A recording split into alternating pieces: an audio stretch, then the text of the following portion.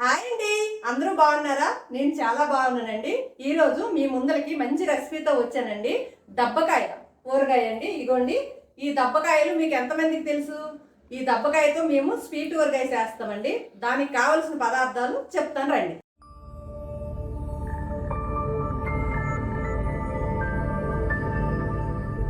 దానికి కావలసిన పదార్థాలు 2 దబ్బకాయలండి, ఒక చిటికెడంతా సాల్ట్ అండి. మనం ముక్కలు కట్ చేసి వేసుకున్నప్పుడు కొంచెం సాల్ట్ వేసుకోవాలి.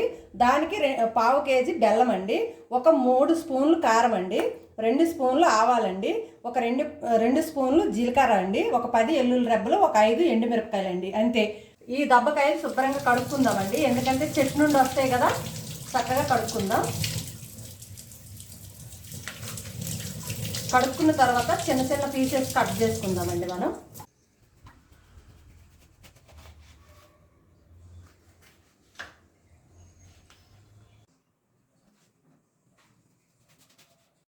ఇప్పుడు మనం అన్నీ ఇలా కట్ చేసుకున్నాం కదండి, చక్కగా ముక్కలు కట్ చేసుకున్నాం కదా. ఇప్పుడు మనం వేరే గిన్నెలోకి ఈ ముక్కలు తీసుకుందామండి. ఇందులో మనం కొంచెం 1 స్పూన్ అంతా సాల్ట్ వేసి ఉడకబెట్టుకుందాం, ఎందుకంటే ఇందులో పులుపు బాగుంటుంది కదా, ఈ పులుపు అంతా పోతుంది. ఇప్పుడు మనం కొన్ని గిన్నెలో నీళ్ళు పోసుకుందామండి. ఈ నీళ్ళు అయితే సరిపోతాయి. ఇదిగోండి, మనకు ముక్కలు ములిగేంత వరకు వాటర్ ఉంటే సరిపోతాయి, ఎందుకంటే ఇందులో వాటర్ ఊరుతుంది కాబట్టి ఈ ముక్కల్లో ఈ నీళ్ళు చాలు. మనం కొంచెం సాల్ట్ వేసుకుందామండి, కొద్దిగా 1 స్పూన్ అంతా వేసుకుంటే ముక్కలు ఉడికేటప్పుడు పడుతుంది. ఎక్కువైతే అవసరం ఉండదండి వీటికి, కొంచెం లైట్గా వేసి శుభ్రంగా కలిపేసి మూత పెట్టుకుందాం. అది మెత్తగా ఉడకవలసిన అవసరం లేదండి, కొంచెం ఉడికితే చాలు.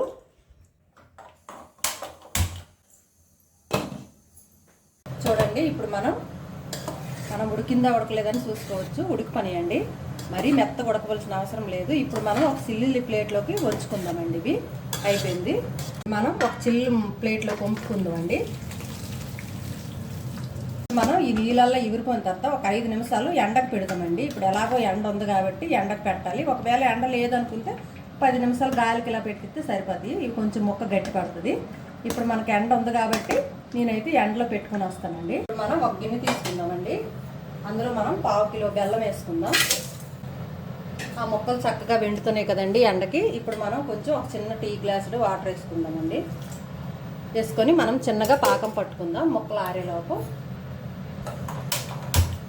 ఈ దబ్బబద్దలండి మా ఊర్లో మేము చిన్నగా ఉన్నప్పుడు మా ఊరు చాలా చేసేవాళ్ళండి. అప్పుడు మాత్రం మేము చిన్నపిల్లలం కదండి, అవి నచ్చేవి కాదు, తినేవాళ్ళం కాదు. కానీ ఇప్పుడైతే కంపల్సరీ చేస్తామండి. అయితే ఇది స్వీట్ ఊరగాయ కాబట్టి చాలా బాగుంటుంది. కాకపోతే చలిదన్నాలతో ఎక్కువ బాగా తింటామండి మా శ్రీకాకుళం డిస్టిక్. చలిదన్నం అంటే అదేనండి, రాత్రి వండిన అన్నం ఉంటుంది కదా, నైట్ వండిన అన్నంలో పొద్దున్న అన్నం వండినప్పుడు గింజ వారుస్తాం కదండి, ఆ వాసిన గింజ అందులో వేసుకొని మంచిగా మనం పెరుగైనా నిమ్మకాయ అయినా ఏదో అప్పుడు అందుబాటులో ఏది ఉందో అది వేసుకొని చక్కగా వాటితో ఈ డబ్బు బద్దలు తింటామండి. చాలా బాగుంటుంది, ఆరోగ్యానికి కూడా చాలా మంచిదండి. కానీ మేము చిన్నగా ఉన్నప్పుడు అయితే మా వాళ్ళు చాలా బాగా చేసేవాళ్ళు, కానీ మాకు అప్పుడు అంతగా ఇష్టం ఉండేది కాదండి, పిల్లలం కదా, తినేవాళ్ళం కాదు. ఇదిగోండి, మంచి ముదురు పాకం రావాలండి మనకి. ఇప్పుడు కొంచెం పాకం బాగా వచ్చింది, కానీ ముదురు పాకం రావాలి. ఎందుకంటే అవి మనం ఉడకబెట్టుకొని ఆరబెట్టాం కదండి, అవి ఇందులో వేసేసరికి కొంచెం పలసబడిపోతాయి. మంచి ముదురు పాకం వచ్చింది అనుకోండి, మంచి తేనెలా ఉంటుందండి.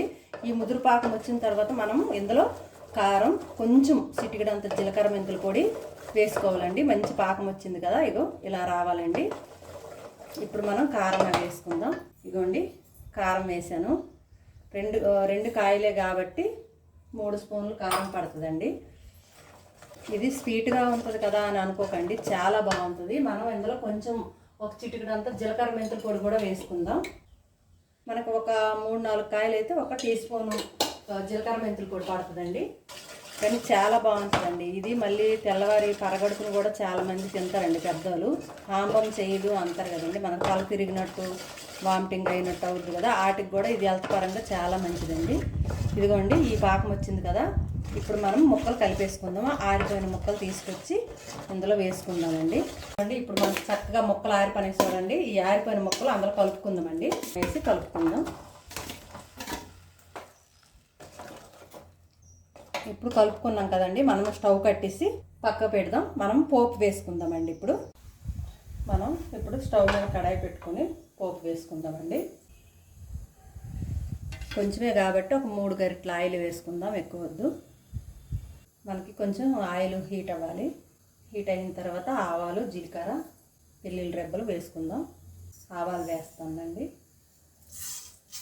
ఈ పచ్చడి చాలామందికి తెలియదండి. ఆంధ్ర సైడ్ అయితే బాగా పెడతారు. చాలా మంచిదండి ఆరోగ్యానికి కూడా ఇది.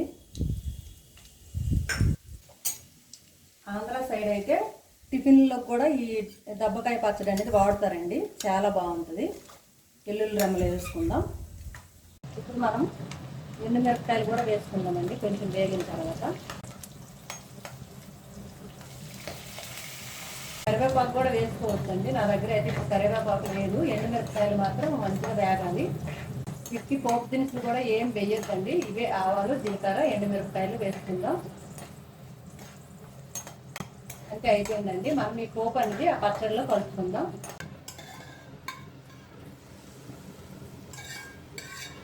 పోపు వేసాం కదా, ఇప్పుడు మనం మంచిగా కలుపుకుందాం. ముక్క మాత్రం చక్కగా ఊరిపోయిన తర్వాత చాలా బాగుంటుందండి పచ్చడి.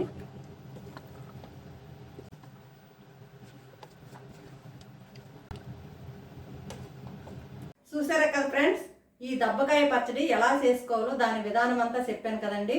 మీ ఇంట్లో కూడా ట్రై చేయండి. ఈ వీడియో కనుక నచ్చినట్టయితే లైక్ చేయండి, షేర్ చేయండి, సబ్స్క్రైబ్ చేయండి.